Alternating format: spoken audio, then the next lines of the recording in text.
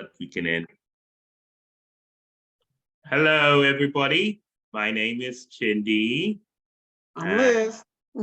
Okay, and this is our first video on a specific subject, self-defeating behaviors and resiliency is the title of our video. It's a general video about attitude towards life, and we talk more about it.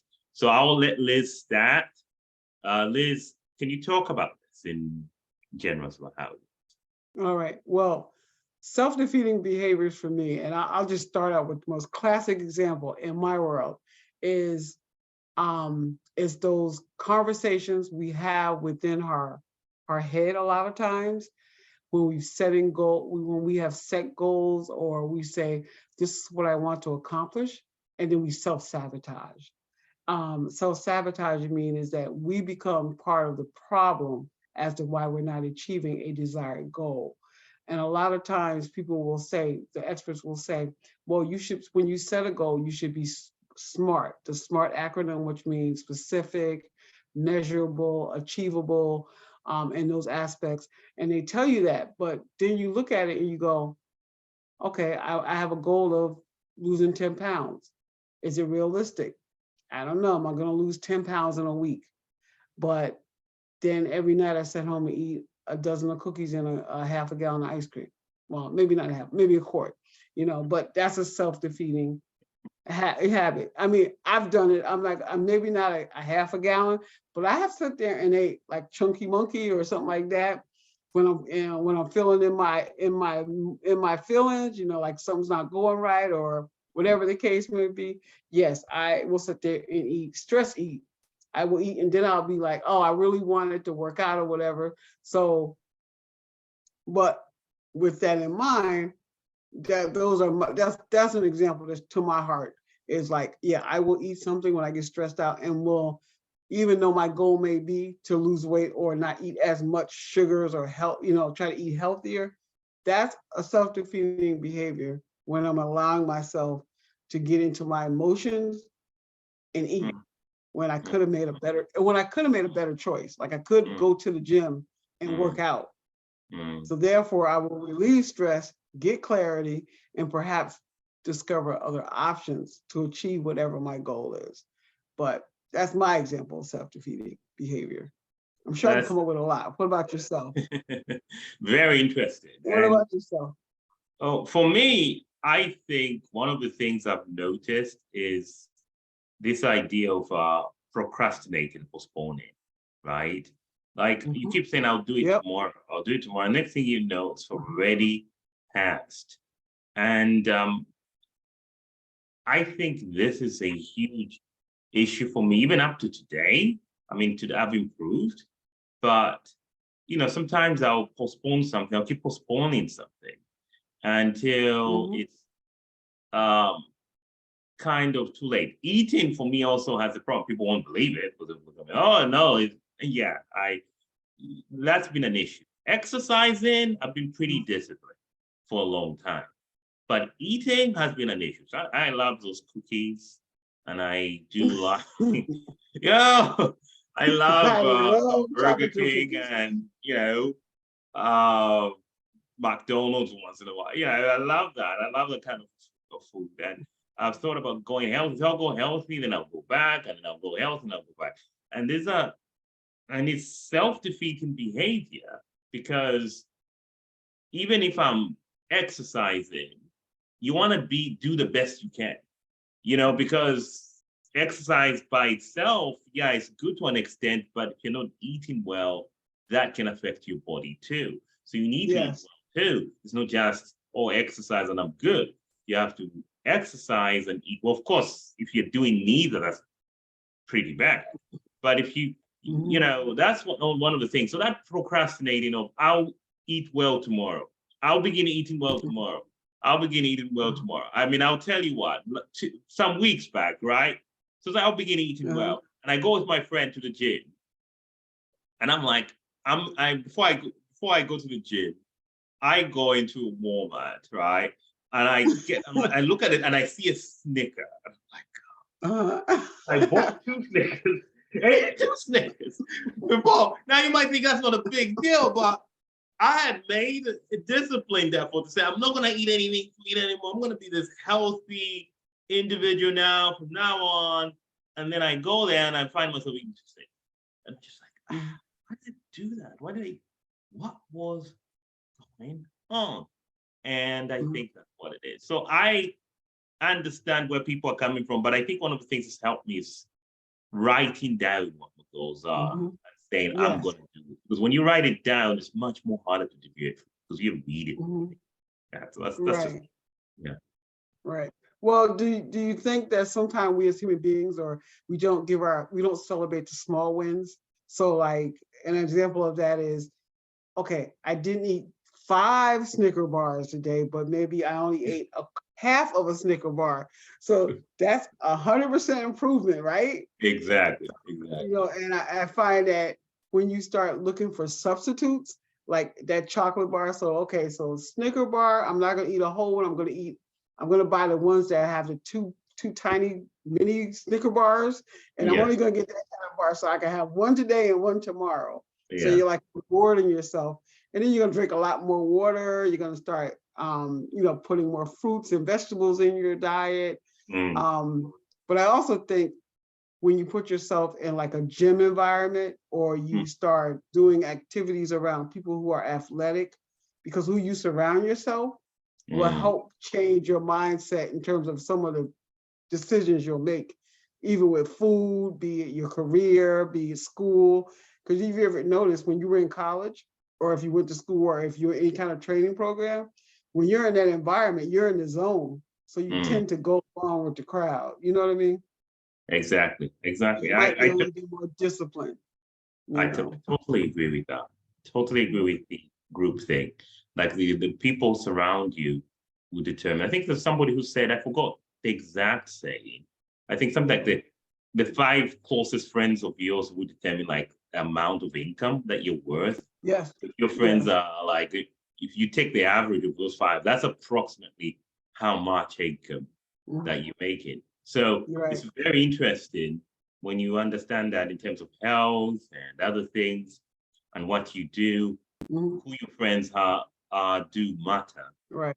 And that's very interesting. But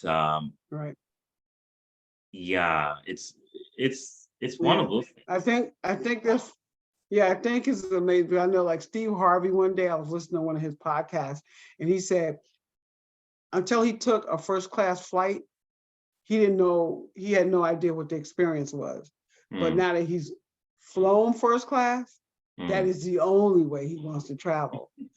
So his whole thing is, you got to get uncomfortable, take a chance to move forward in your life. So even if you look at some of our self-defeating behaviors, at the end of the day, unless we invest the time and start to love ourselves and know that we're worthy of it, when you can get to a point where you can say, I am enough, just the way I am, be it 100 pounds overweight or just the way I am, because it's never going to change unless you love yourself. So I mean, at the end of the day, self-defeating behaviors, I think that you have to pull back the layers and have a real honest conversation with yourself, and then start adapting other things to change your mindset to get you to wherever you want to go. Yes, and that's true. You gotta love yourself, and you gotta want to be your best self. Right. And then my idea is that I hate to say this to people, stop blaming other people. Yeah. Regardless of whether you blame other people. You don't want to be the victim. It's easy to be the victim, though, right? Yeah. No, you don't. Victim? I mean, blaming other people is not going to help you overcome that situation. You have to figure out what's the best course of action in this situation. And I'm not underestimating the power of people, other people impacting your life. Some people have trauma. So I'm not here to underestimate. It's something that is huge, and we shouldn't, downplay it. But at the same time, you got to ask yourself, what's the best course of action in each situation? That's the question you got to ask yourself. I am in this situation right now. What's my best course of action? And if you ask yourself those questions, then you're going Mhm. to be able to do much better than if you say, ah, Mhm. I I give up now, I surrender, or I can't do this anymore. I Mhm. mean, I was reading Mhm. about Martin Luther King Jr. when he wrote the letter Mhm. about, I think he wrote a letter about moderates when he was in prison, like he was put in prison in the South. They locked him Okay. up. And he wrote Uh-huh. a letter about, and it was one of the most famous letters that he ever wrote. Right. While he was locked up in a Mhm. jail, I think it was in a jail or something. And Right. and so the thing is, you we can't sometimes he could have given up and just said, you know what, I give up now, but he kept going. And Mhm. that's the reason why we're all here, because he kept going and other people kept Mhm. going, not just him, but other people Right. like kept going, and Malcolm X kept going, everybody kept Right. going. So I look at it Right. as you gotta be resilient and Right. you gotta be focused, and you can't have a blame others attitude. Blame others is Mhm. not going to help. You have to be focused on Mhm. what your goal is. Now, I'm talking about civil Mhm. rights. I know they had the idea of changing the system. I'm also bringing that up to show people that changing the system is not easy. It's No. very hard. No, it's not And easy. so I would say that it's usually better to start with changing yourself, to Mhm. focus on changing yourself, to see Mhm. how you can succeed within the Mhm. system, which we know has a lot of, we understand it has a lot of unfairness. That's not what we're here to talk about. We're here to Right. talk about how you survive, how Mhm. you succeed at it. So yeah, Mhm. that's how I look at it. Yeah, definitely. Do you think one of the things that hinders people is that we talk about their belief system? Like, Mm, how do you see yourself? mm, Um, in the bigger picture, how are you really looking at yourself? If you're not where you want to be in your job or in your love life or your personal relationships with your family, or sometimes you have to look at what role do you play in it, you know? yes. And some of it also is, do you even create a safe space to have time for yourself? A Mm, lot of us don't make time to have that moment for ourselves to just breathe. I Because agree. I noticed that sometimes you get so paralyzed, and I've done it myself, gotten so paralyzed that um, I end up doing nothing. Oh yeah. Or I sleep, or my favorite thing is I just go to sleep. I'm just so Oh exhausted. I'll just sleep. I'll be exhausted and I'll just be sleeping all the time. And you'd be like, I know I get up early and I do all these things, but I mean, it's like I have to sleep. And at the end of the day, I'm really avoiding the difficult situations or a choice I might have to make. yes, and that's the idea behind it. I mean, that's how I look at it. It's basically you got to be able to make the difficult choices. Now, Mhm. before we end, Liz, you have any final things to say about um, resiliency? How do we remain resilient? How do we remain focused? How do we avoid some of the problems? Of course, we spoke in general, and we'll get Mhm. into specifics in later episodes, in later situations. We'll give examples. We'll be Mhm. talking a lot. The reason why we started with this topic is because that's what you will need when we give you advice on other things, specific advice. You will Mhm. need you need a lot of resilience and persistence and hard work and Mhm. determination. It's not something that you just sit back and hope that somebody else will do it. What do you have to say? I think that it starts from within. I encourage people to start with the premise of saying, you know what, I am enough exactly where I am. Mhm. And what is it that I need to accomplish? Like start small. Don't, even if it's, I'll just give you a perfect example as I need to clean my kitchen up. Well, you know what? Give yourself credit if you wash the dishes. Like, Mm, give yourself, you say, you know what, I need to walk 5 miles today. Well, you know what, if you did 1 mile, give yourself, celebrate those small wins. Because I think a lot of times we mm, spend so much time looking at, I need to lose 10 pounds. Well, if you mm, lost 2 pounds, hey, that way to go. Next week, I'm gonna hit it harder. And then I think that kind of increases your motivation. And at the end Mm, of the day, you will become more resilient because you'll learn to appreciate life as it happens, stay present. We can't go back in the past. The mm. forward isn't here yet. So what do we have?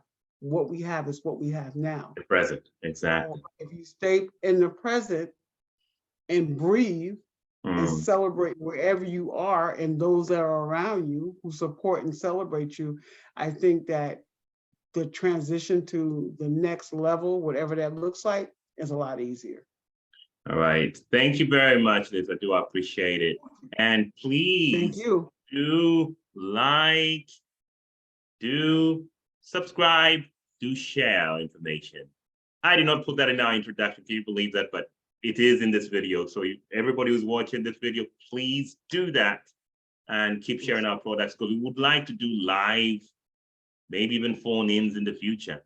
But that depends on the number of subscribers we have. If you have 1,000, 2,000, we can do that. If you have 2, probably not. So anyway, good night, Okay. everybody. Good night. Take care.